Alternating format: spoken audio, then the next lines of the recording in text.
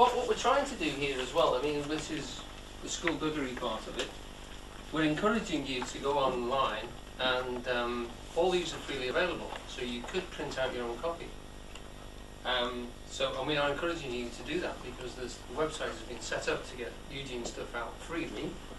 You could buy a book, as this good lady said before, and they're available too for sale. I've forgotten what price they are. £20. £20. There's the softback ones as well. Right, the softback ones and Yes, hardback ones. please. Yes, Yeah. the softback one was £20 from Hepsi Right. Oh, was it? last time. Oh, yes. The beauty of it being is that there's just so much in it. I mean, it's not a book that you'll ever sort of complete, I think. It's one you'll keep dipping back into. And that's why, you know, if we discuss and talk about the ideas that come up, it does take a long time to get through it. It's meant to. The plays themselves were written very densely. They were not meant to be just as dramas. The majority of analysts consider now that they're overwritten, that they are extremely good to be performed, and Shakespeare was a performer, but they're also the very fact that he had them printed out. They were printed out for people to read at home and to discuss and to savour. And generally considered to be the best poet in the language. You'd have to say to hear them just once and not actually have a text in front of you so you can analyse the poem, which is going to be a bit sort of short, changed. Really, you've got to pour your attention into them to get the best out of them. And then you've got someone like David coming along here and tackling the whole range of plays and pulling them into some sort of form. Now that's the book, and we're only on the first chapter, and the first chapter is called The Realm. Okay, so he starts off with talking about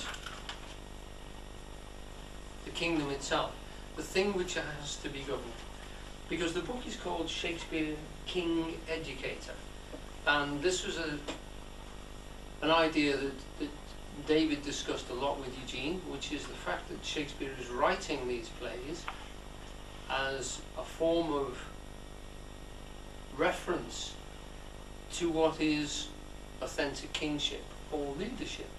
And these plays are often used as ways of analysing the different forms of leadership.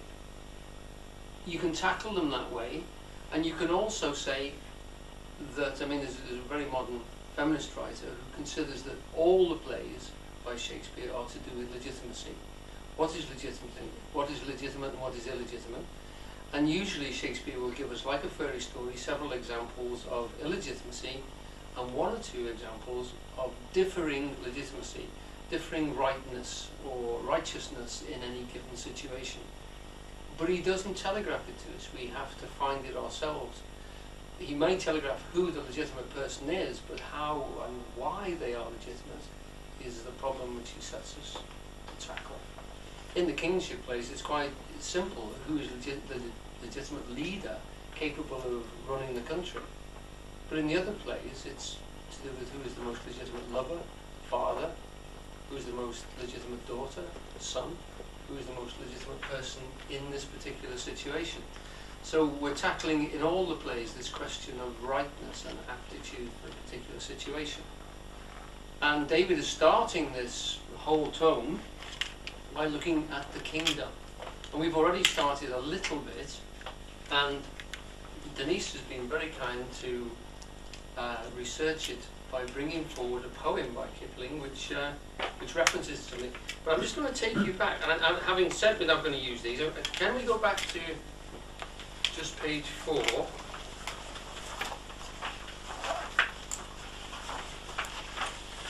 Because I'm just going to read to you these two little parts. We said, first of all, the kingdom can be considered as literally kingdom, you know, this sceptred isle, Britain. It can be considered as a person's legitimate area or métier, the place where they work, the place that they develop. For an artist it would be his canvas, for a poet it would be his poems. It can be considered to be the human body.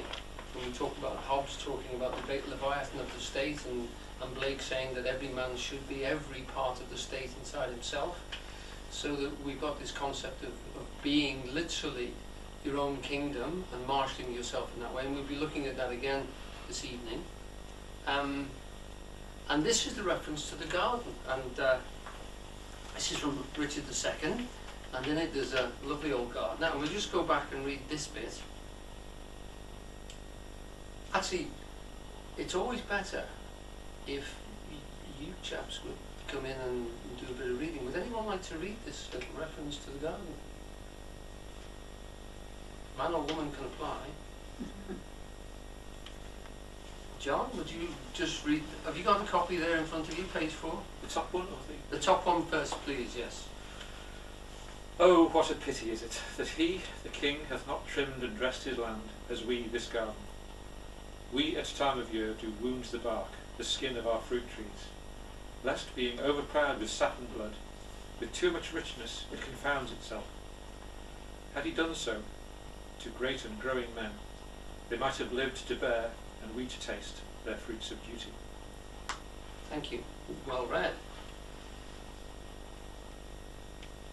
Now, last time we read this one, we got stuck on Kexies, and we've had a certain research done on this. Would you like to tell us what a Kexie is, please? I can't remember now. Was it hemlock? Yes, it was Hemlock, these wasn't tall it? milfoil things, wasn't it? Yeah, With yeah. multi-flowers. Yeah. I also discovered that a kexie is a hollow stem of a broken plant.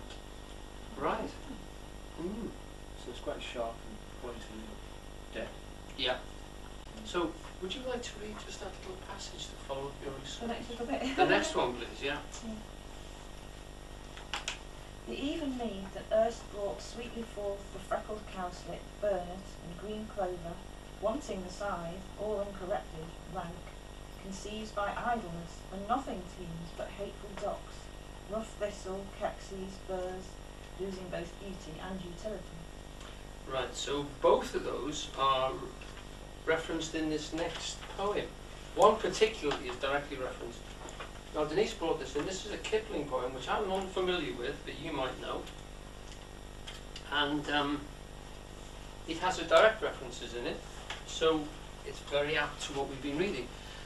And it reflects the levels literally that Kipling is picking up from Shakespeare, that the garden here is a metaphor for the area in which you work, whether it be your body that we all work in psychologically, whether it's the area that we work in, you know, our particular vocation, whatever, whether it's the place that we live and the social group that we're engaged in, the nation, or the world at large.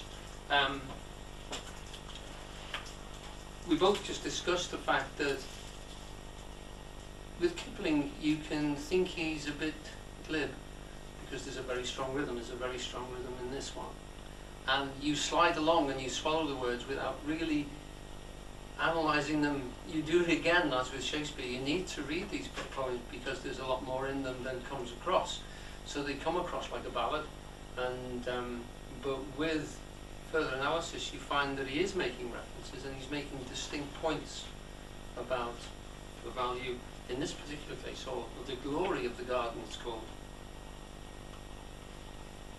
Our England is a garden that is full of stately views.